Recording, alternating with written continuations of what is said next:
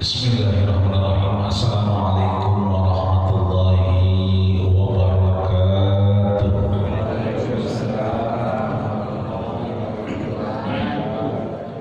Alhamdulillahilladzi tatimmu bi ni'matihi s-salihah.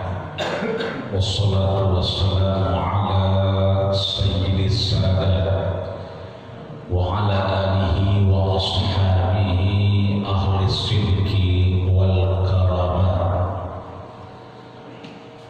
Asyhadu an la ilaha illallah wahdahu la syarika lah wa asyhadu anna sayyidana Muhammadan abduhu wa rasuluhu la nabiyya ba'dah. Qala Allah ta'ala fi kitabihil mubin wa huwa asdaqul qailin a'udzu billahi minasy syaithanir rajim. Bismillahirrahmanirrahim. Wassari'u ila magfiratin min rabbikum.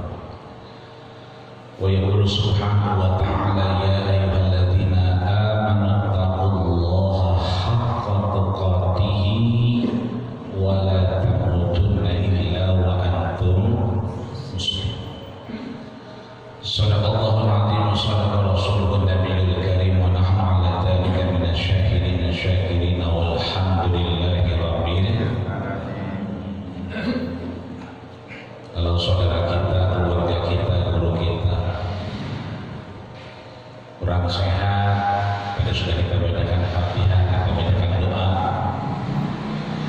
kita teringat apa yang disampaikan oleh Imam Bukhari dan Muslim,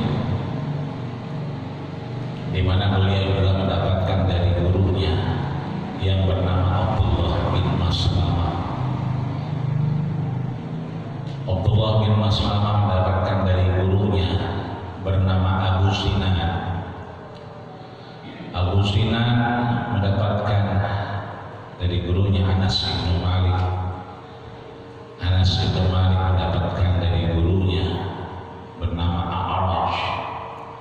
A'raj mendapatkan dari gurunya bernama Abdurrahman ibn Sakhar ad-Dawsi.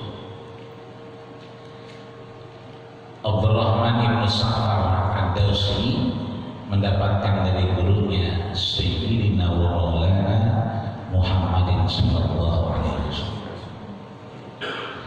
bahwa la taqumus saah, tanda-tanda di antara tanda kiamat itu adalah ayyub bidal ilma. Ketika guru-guru kita sudah pada meninggal, kemudian pelan-pelan jatuh sakit. Ini bagian dari tanda-tandanya, bukan hari-hari, tapi Allah perlihatkan. Maka mereka yang kurang sehat, guru kita, orang tua kita, siapapun di antara kita sebetulnya sedang maqamul a'la, sedang pada derajat yang paling tinggi di sisi Allah. Kenapa? Biasanya memang orang salah sakit sehat dulu. Maka ini disampaikan oleh Imam Az-Zainuddin Al-Malibari dalam kitab Irsyadul Ibad yang sering kita baca di malam Ahad. Itu menyatakan bahwa inda diyafatir rahmah, ketika Allah Subhanahu wa ta'ala sedang kemudian memberikan ujian sakit kepada hambanya, itu diyafah, satu anugerah, satu hadiah. Kenapa? Yukaffiru dzunub, Allah sedang menggugurkan dosanya. Maka tadi sudah kita doakan, tadi sudah kita al-fatihahkan. Di antara kita yang ketemu, di antara yang sakit tadi termasuk guru kita, sampaikan salam kepadanya. Mudah-mudahan insyaallah ini menjadi momentum kita bisa akhirnya berdekatan dengan Allah Subhanahu wa ta'ala, segera disehatkan Allah Subhanahu wa ta'ala. Setelah itu Allah angkat derajatnya sehingga kita masih bisa berkesempatan mencari ridho Allah Subhanahu wa ta'ala. Amin ya rabbal alamin. Maka kalau urusan sakit mah kita udah bahas pertemuan kemarin.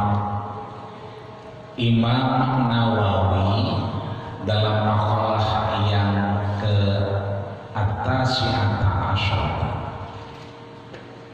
ya, kemudian disampaikan juga kepada makalah Aisyah, sakit kita, ya, sakit kita itu lumrah, itu biasa karena proses pendekatan kepada Allah Subhanahu wa Ta'ala. Maka yang dihindari oleh Imam Nawawi dalam pesan yang ke-20 adalah jangan sampai kita sakit gila.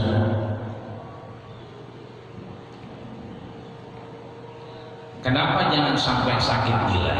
Karena prosesnya orang itu sakit punya penyakit, tapi ada orang yang nggak punya penyakit tapi dia sakit. Di sini disampaikan kemarin kita sudah bahas di Al-Maqalah al-Ishrun, pesan yang ke-20, ai bi khilafi dzalika junun. Mereka itu bi khilaf tidak sakit tapi junun, ya. Hakikatnya dia gila. Nah, siapa yang punya penyakit gila itu disampaikan oleh beliau dalam kitab Nasaihul Ibad yang kita kaji setiap awal bulan ini adalah qila ikmalul aqli, bahwa beliau menyampaikan ikmal itu kamal, kesempurnaan, al-aql, akal. Jadi kalau kita nyebut akal biasanya dari sini. Kelihatan apa enggak akal kita? Enggak kelihatan. Yang kelihatan muh itu ini. Jadi kalau kita punya anak kecil 7 hari kita potong rambutnya, kita namain dah yang baik-baik. Kita potongin kambing kalau laki 2 biji, kalau lawan berarti sebiji, seekor. Kita cukur rambutnya, habis dipotong tuh, ya kan? Marhaban ya nurul aini, marhaban, potong rambutnya. Setelah selesai cukur habis, diapain? Ditimbang, bawa ke tukang emas. Berapa onde, berapa gram? Kalau rambutnya gembel bisa 2 gram. Sedekahkan kepada yang berhak. Itu kalau kita pegang tengahnya, empuk. Nah, ini namanya muh. Sebetulnya akal itu bukan di sini tapi di sini. Tempatnya di otak kita, tapi nggak kelihatan karena akal itu bukannya hawas, bukannya organ tubuh, tapi dia fungsi daripada organ tubuh. Kenapa kita sholat? Kenapa kita jamaah subuhnya? Karena ada yang namanya maqasid syariah. Tujuan bersyariat adalah hifzuddin, menjaga agama kita. Kenapa kita nggak boleh mabok? Orang maboknya kelihatan, tapi maboknya, sakronnya itu nggak kelihatan. Kenapa? Karena orang mabok itu, ya, sakarahul aql, akalnya ketutup. Yang datang 1, dia bilang 11. Kalau kita 1 tambah 1 berarti 2. Orang sehat. Orang mabok 1 ditambah 1 11. Dari mana kita tahu? Kalau kita enggak takut sama orang mabok. Karena kebanyakan kita takut sama orang mabok. Pulang lagi ada orang mabok, kita yang mingser. Mestinya begitu ada orang mabok kita samperin, dia bakal nanya, dari mana sih Pak Haji? Rame-rame begitu. Padahal datangnya sendiri. Dia kata rame-rame. Kenapa? Di otaknya banyak. Nah, orang-orang ini kemudian, ya kan, disampaikan oleh Imam Nawawi, jadi akal itu fungsinya bukan hawas, bukan indranya, bukan panca indera, tapi dia fungsi daripada panca indera. Maka kata beliau, sakit itu biasa. Yang harus kita hindari adalah sakit gila. Bagaimana orang sakit gila itu? Ikmalul akli, ketika akalnya tidak berfungsi dengan sempurna. Di mana kita dapat? Di makalah al-Ishrun, pesan ke-20 dari kitab Nasaihul Ibad punyanya Imam Nawawi. Nah terus kalau yang fungsi akalnya itu berfungsi, itu yang bagaimana? Satu, ada dua nih. Kita ingat kalau Imam Nawawi membaginya nggak banyak-banyak, dua nggak banyak-banyak. Biar apa? Biar kita gampang hafalnya, gampang ingatnya. Begitu pulang ngaji kita bawa oleh-olehnya, kita ceritain sama bini kita. Ya lu tadi bangun nggak subuh? Kagak, berarti lu orang gila. Berarti gue selama ini tidur sama orang gila ya begitu. Kenapa? Satu, fungsi akal itu kata beliau ittiba ridwanallah. Jadi yang namanya ittiba ini kontradiktif, berbanding terbalik, lawan kata dari taklid. Meskipun maknanya sama, ittiba mengikuti, taklid juga mengikuti. Yang nggak boleh dalam agama adalah taklid, mengikuti tanpa mengetahui dalilnya. Kalau ittiba mengikuti, berusaha mencari dalilnya, makanya kita ngaji. Apa itu ittiba? Disampaikan oleh banyak literasi daripada sirah nabawiyah Rasul. Ittiba berarti mengikuti, ittiba Rasul mengikuti apa yang dilakukan Rasul. Ittiba ridwanallah ta'ala adalah mengikuti apa-apa yang diajarkan Allah melalui baginda kita Rasul. Kita berusaha ittiba. Kalau semalam kita bangun, apakah satu bangunnya karena emang khawatir bocor gentengnya? Apakah emang kagak tahan pengen ke kamar mandi? Apakah memang begitu dari kamar mandi atau ngeliat genteng, buru-buru dia wudhu, dia sholat? Yang mana yang ittiba? Kita sholat subuh berjamaah barusan, ittiba apa bukan? Kira-kira ittiba Rasul enggak? Ngikutin Rasul apa enggak? Ngikutin. Siapa yang bilang Rasul? Disampaikan oleh siapa? Imam Muslim, Imam Bukhari, man shallal ghadata, siapa yang sholat subuhnya berjamaah, faka'annama shallal lailu kullaha, maka dia seperti sholat semalaman suntuk. 14 abad yang lalu Rasul udah sampaikan kalau pengen umroh, pengen haji, gampang. 14 abad yang lalu, lebih dari 1000 ya, 14 abad yang lalu udah disampaikan. Nah sekarang orang punya duit banyak, udah daftar haji. Tahun kemarin dibatalin. Kalau dibatalin setahun, makin lama apa makin dekat? Makin lama. Kedua, pengumuman haji biasanya itu bulan Desember akhir tahun, ini udah Februari. Besok bulan depan kita udah puasa. Haji itu setelah puasa. Sampai detik ini belum ada kabarnya. Kemungkinannya cuma 2. Satu, dibatalin lagi kayak kemarin. Makin tua aja kita, makin lama aja kita harus berangkat. Iya. Atau acak-ucuk diberangkatin, tapi maaf ikutan kayak umroh, umurnya nggak boleh lebih dari Nah kalau yang begitu, ya kapan mau berangkat? Tapi kan Rasul udah bilangin 14 abad yang lalu, man shallal ghadata fi jama'atin summa yahmudu yadhkuruna Allah hatta tatlu'is syamsu fahajatin wa umratin tamah. Nggak usah khawatir sebetulnya.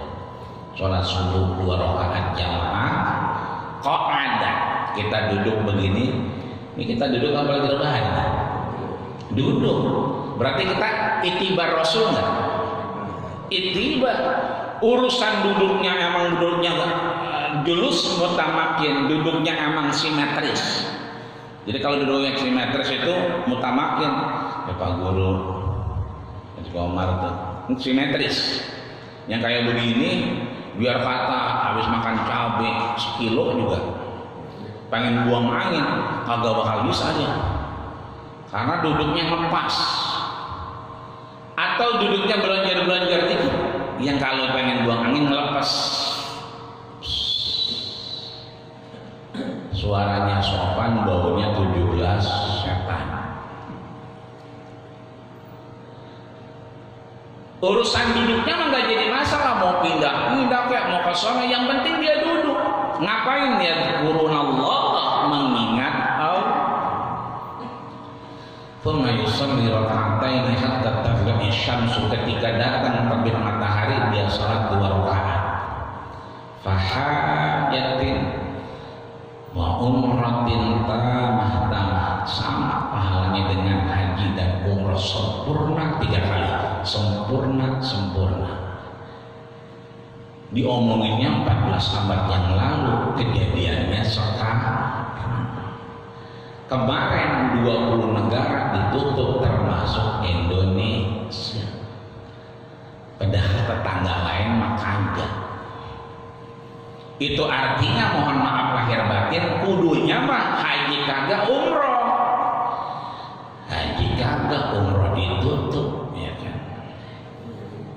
Ya, nafas tiap hari bengek. Caranya bagaimana? Itibar Rasul. Sholat udah. Makanya kata beliau yang pertama itibar, yang kedua biar nggak sakit gila. Wajtinabi sukhtihi, kita menjauhi istinab itu menjauhi sukhtihi, murkanya Allah. Ini bukan urusan gampang, bukan cuma meninggalkan yang nggak boleh, bukan meninggalkan yang sia-sia. Murkanya Allah itu yang kita jauhi.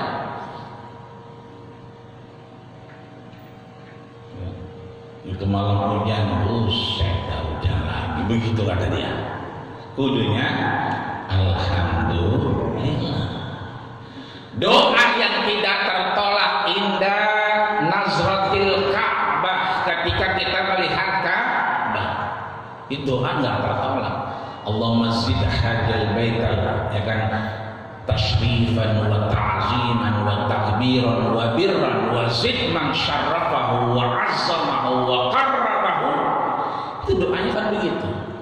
Ya Allah, tambahkan siapa yang melihat rumahmu. Kalau doa lain kita begini, pala nunduk betul. Tadi kita habis salat alhamdulillah didoain banyak dari mulai kita awal sholat sampai kunut nazilah. Kita didoakan biasa panjang lebar. Setelah salat kita diajak zikir, doa, kemudian kita nunduk. Tapi kalau doa ngelihat Ka'bah, emang indah doa indah ru'yatil Ka'bah, kita kudu melotot sama Ka'bah. Yang kedua indah sahfis sufur, ketika dalam keadaan terjepit, bangun tidur air mulu, wah kelebu misalnya, itu sahfis sufur, keadaan yang mendesak, itu kemudian kita doa. Kemana-mana tiba-tiba macetnya luar biasa, ya kan, nggak bisa pulang, ya sahfis sufur. Ada bocah tawuran lewat depan kita, pada bogir sama golok, itu sahfis sufur, doa. Yang nggak lagi penting dan tidak kalah juga adalah inda nuzulil ghais, ketika turun hujan. Kudunya begitu hujan, alhamdulillah. Kan hujannya bukan siang bolong, betul Pak? Hujannya belakangan, turunnya malam. Lah kan sesuai sama kemauan kita, wa ja'alna laila libasa. Allah jadikan malam buat ngapain? Ngaso, libas, istirahat. Jamnya istirahat dikasih hujan, cakep banget udah, botok dah, merem enak banget. Ini semalam merem semua pakai ini. Saya biasanya kalau hari Minggu itu rada susah merem, tapi udah sebulan ini biar kata kuliah subuh merem karena enak banget meremnya. Yang lebih berkah lagi subuhnya jam 5 kita baru sembahyang. Lah kan enak banget itu. 4:30 itu baru tahrim. Biasanya jam 4 kita udah kedabang dulu. Ya udah jam 4 ini udah jam 4. Dan sekarang masa 5 baik. Ya Arhamar Rahimin. Nah, udah 4:30 mesti tahrim aja ya. Ternyata emang waktunya mundur. Kan berkah banget itu kita. Udah malamnya adem, tidurnya merem. Ya, kalau malam agak tidur kali ya. Subuhnya terakhir. Kenapa? Kalau subuh udah terakhir mundur berarti dikit lagi kita puasa. Baru kemarin kayaknya kita corona kan ya. Habis sembahyang kalau boleh masjid juga dulu itu balawan terawih diterapiin orang. Coba kemarin kayaknya. Lah besok udah kita terawih lagi lah. Kenapa? Karena memang waktunya udah pada mundur. Waktu udah pada mundur, subuh udah pada mundur, telat biasanya dekat sama puasa. Enggak usah ngelihat kalender, enggak usah ngelihat almanak, enggak usah. Pokoknya rasanya subuh udah jam 5 mah dekat ini. Dekat sama puasa. Sebab kalau kita pergi haji itu kan subuhnya jam 6 dulu. Jam 7 kita baru habis sembahyang.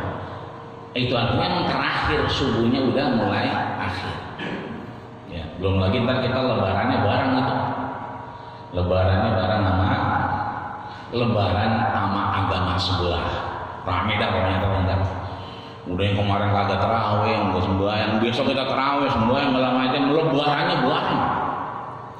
Rame dah pokoknya dah ya. Maka nggak ada jawaban kecuali satu, kita ittiba, mengikuti apa yang dijalankan Rasul. Ada teh manis, ya kan? Ini belum tahu punya siapa, kan begitu. Emang belum dibilangin punya siapa.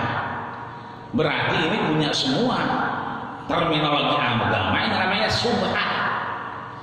Dia dibilang haram kagak, dibilang halal iya.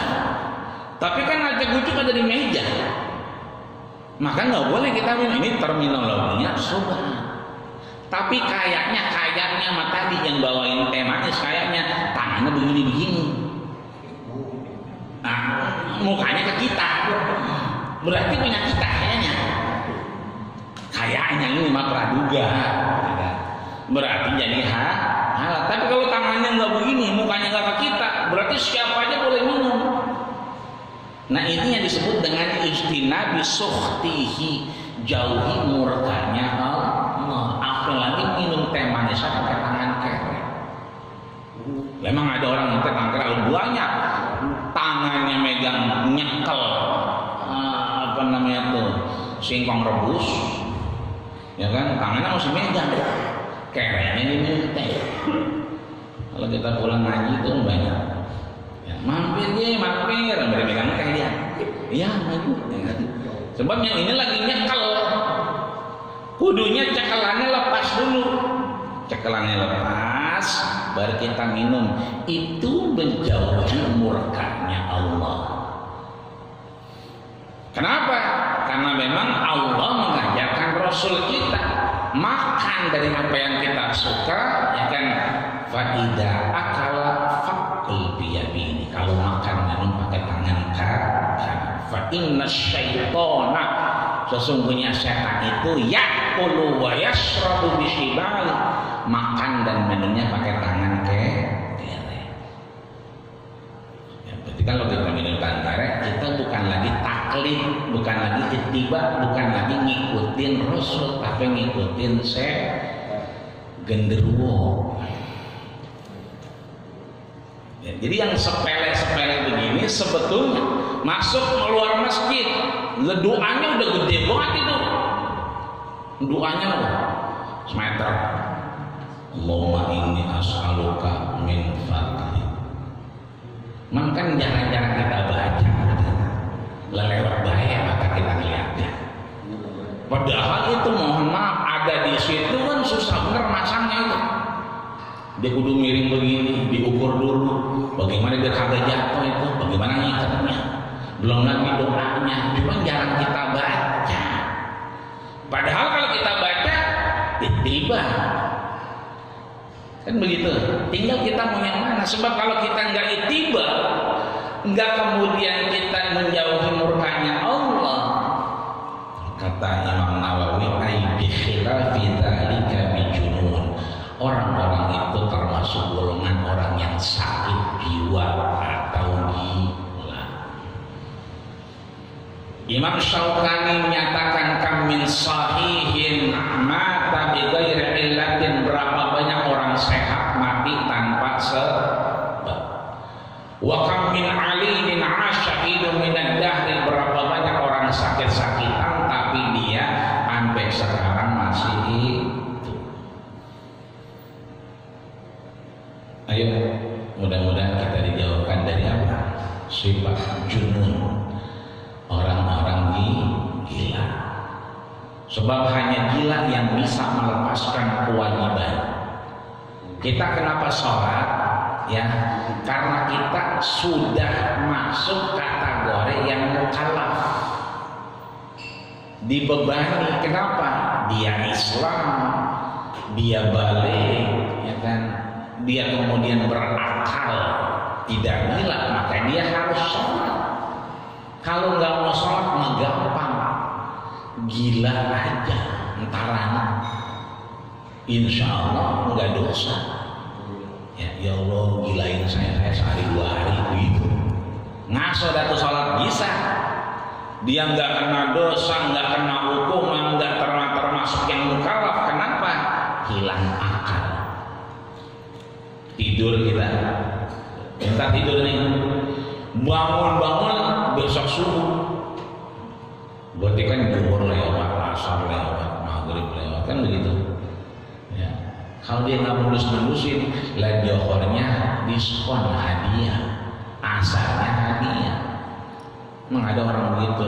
Ya nggak banyak sih. Ya. Teman kita security itu kalau tidur 3 hari 3 malam baru bangun, dia ngapain aja baru bangun. Tapi kalau lagi melek dia 3 hari 3 malam matanya kering lagi. Nah ini mudah-mudahan nikmat ini kita syukur alhamdulillah sehat, kita jaga, tidak jadi gila dengan ittiba dan menjauhi sukhtun, ya, murkanya Allah Subhanahu wa ta'ala. Lanjut, wal maqalatul hadiyata wal ishrun, pada pesan yang ke-21, qila la gharbata lil fadili wala watana lil jahil. Ada 2 perbedaan kata Imam Nawawi, al-fadil wal jahil. Orang yang mau belajar dengan orang yang enggak mau belajar. Orang yang mau belajar, mau ngaji namanya al-fadil. Ya, kalau bahasa Arabnya fadala, ya. Berarti diutamakan Allah, berarti diangkat Allah derajatnya. Yang enggak mau ngaji, enggak mau belajar namanya jahil. Ya, orang-orang yang bodoh. Ya, makanya namanya Abu Jahal. Namanya Abu Jahal, Abu bapaknya, Jahal berarti bodoh, bapaknya orang-orang bodoh. Tapi kenapa kemudian akalnya luar biasa, ya, mengusulkan Nabi untuk tidak dibunuh di Mekah tapi diungsikan, mengusulkan kabilah-kabilah semua bawa pedang datangin ke rumahnya. Kenapa semua kabilah datang? Begitu kabilah semua datang mencincang Rasul, nggak ada yang berani buat nuntut. Itu namanya pembunuhan berencana. Itu namanya korupsi berjamaah. Kalau udah semuanya korupsi, ya kan, kita ya kan disuruh 3M, dia 17M. Kenapa sekarang diem aja? Kenapa? Tadi karena emang otaknya Abu Jahal. Kalau ngelakuinnya sendiri gampang diciduknya. Nah, kamu semuanya ngerjain, Pak Lurah juga ngerjain, anak segala macam ngerjain. Itu artinya ini buah dari pikiran Abu Jahal. Lah kan ini namanya Abu Jahal. Ide-idenya yang kemudian membuat orang jadi bodoh, tertutup daripada hidayah Allah Subhanahu wa ta'ala. Maka mereka yang mau ngaji, mau belajar, mau tahu namanya fadil. Enggak mau tahu diam aja kemudian enggak tergerak untuk tahu namanya jahil. Keduanya punya perbedaan. Kata Imam Nawawi perbedaannya adalah la garbata lil fadil wala waqana lil jahil. La gorbah, gorbah itu asing, guroba. Ada syair yang bagus itu namanya guroba. Guroba, guroba, guroba, guroba, guroba.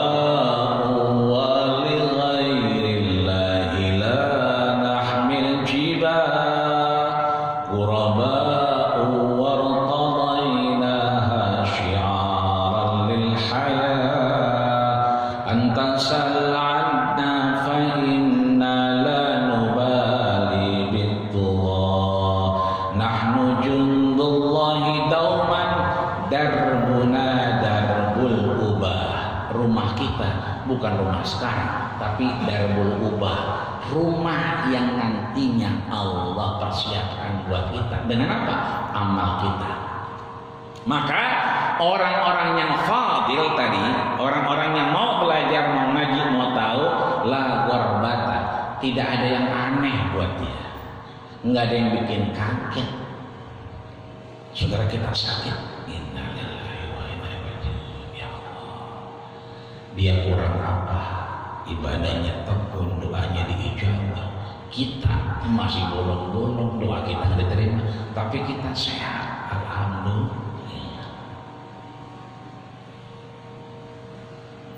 Tidak pernah terasa untuk kita kemudian merasa aneh. Guru-guru kita sudah meninggalkan kita, ini kan tanda-tanda. Watak suruzalail, banyaknya gempa di Majene, gempa di Makassar, banjir di Sulawesi. Ya. Banjir dulunya ada di Karyawan 1, 2, 3. Kenapa? Karena dia ada di bawah, Agromas puncak di atas.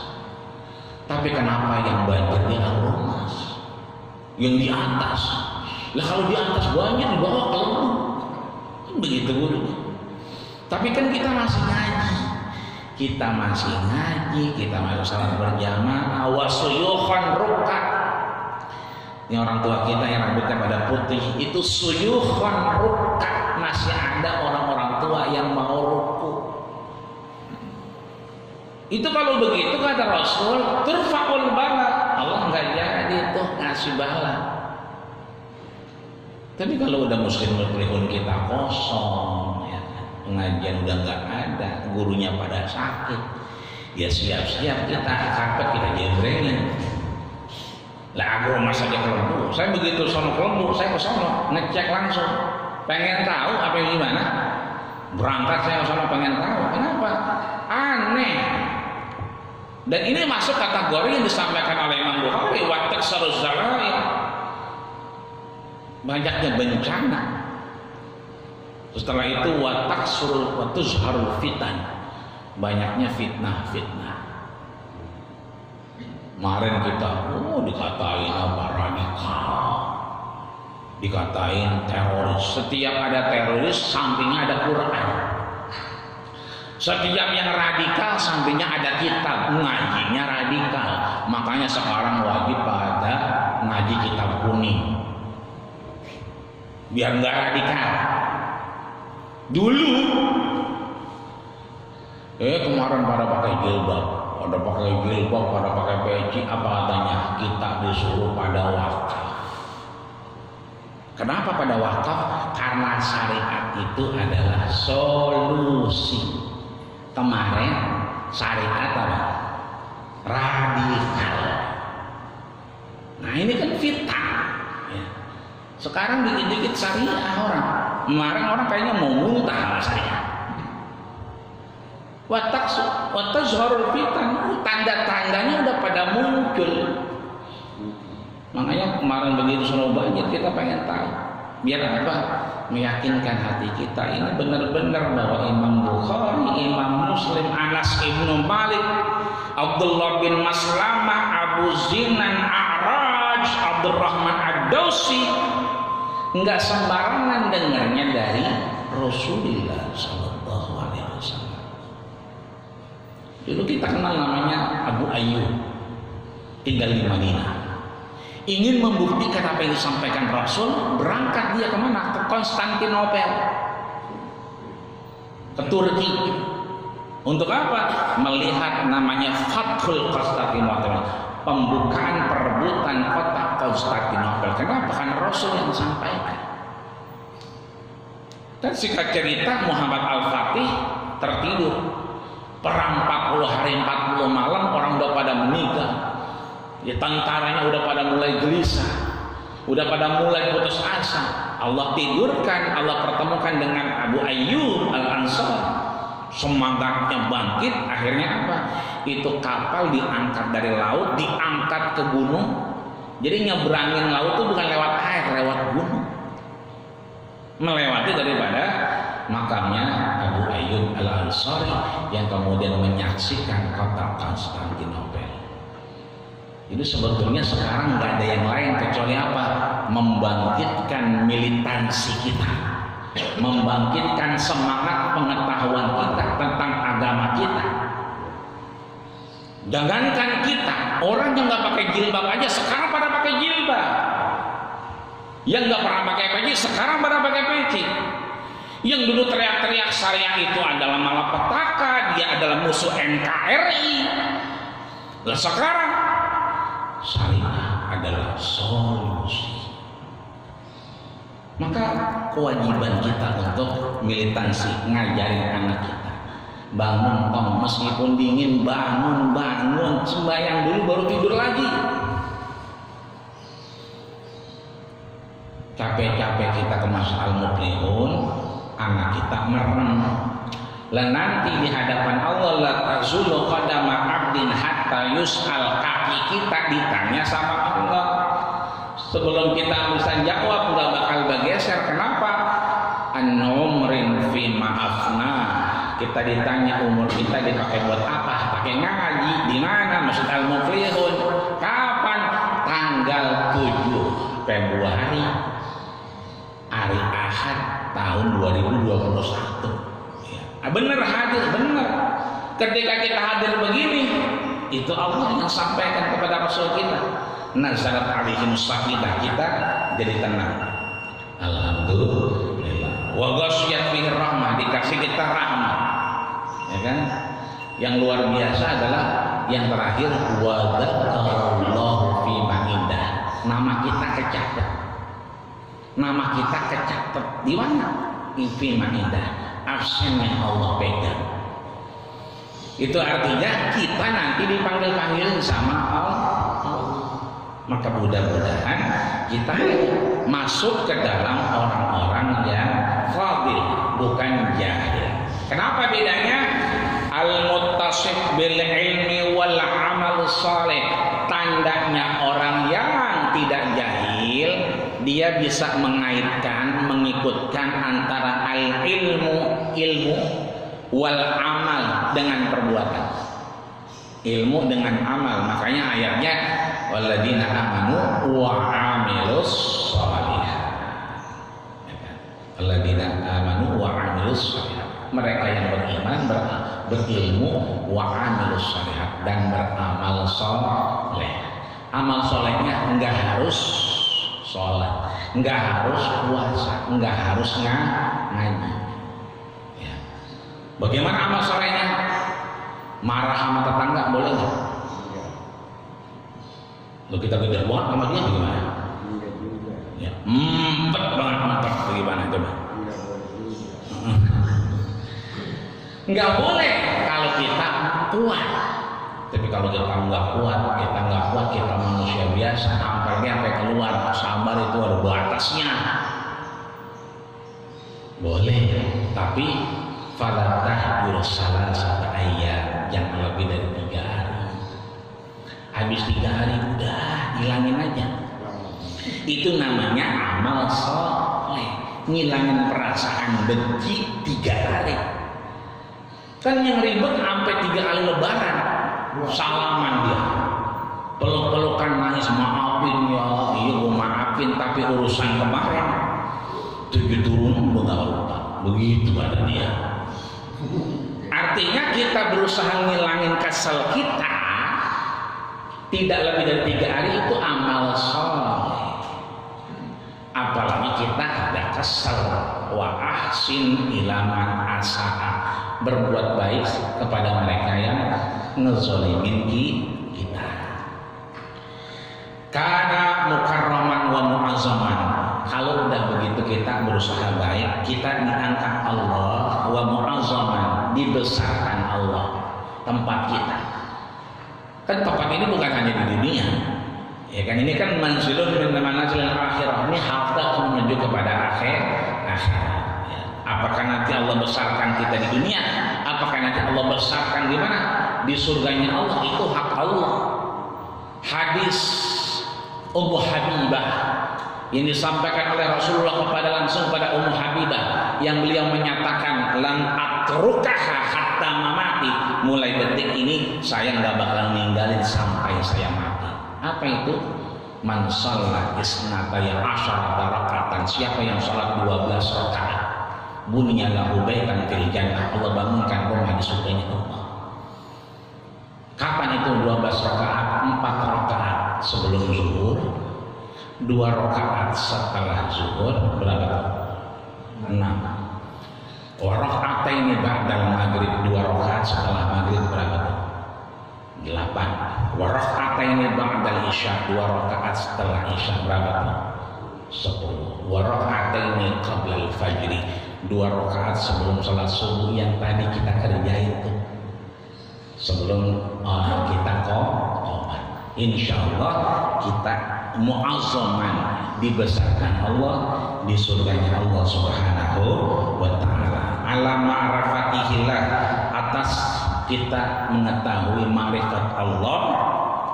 Fa idza kasrat ta'ah, ketika kita sudah menjadikan taat kepada Allah, maka fakana balduhu indahu watanan, Allah jadikan itu sebagai apa? Watanan, tempat tinggal kita yang kekal di hadapan Allah Subhanahu wa ta'ala. Amin ya rabbal alamin. Mudah-mudahan Allah sehatkan badan kita, Allah jauhkan kita dari fitnah, Allah jauhkan kita dari doa yang tadi kita aminkan setelah salat subuh kita, fitnah ya, dari fitnah-fitnah dan dari sesuatu yang mudalah, dan mudah-mudahan keluarga kita, orang tercinta kita ikut taat kepada Allah Subhanahu wa ta'ala. Amin ya rabbal alamin. Yang sakit Allah sehatkan badannya, Allah angkat penyakitnya, setelah itu Allah angkat derajatnya, dan kita menyaksikan ini bagian dari sunnah Allah Subhanahu wa ta'ala. Amin ya rabbal alamin. Al-Fatihah. A'udzu billahi minasyaitonir rajim. Bismillahirrahmanirrahim. Alhamdulillahirabbil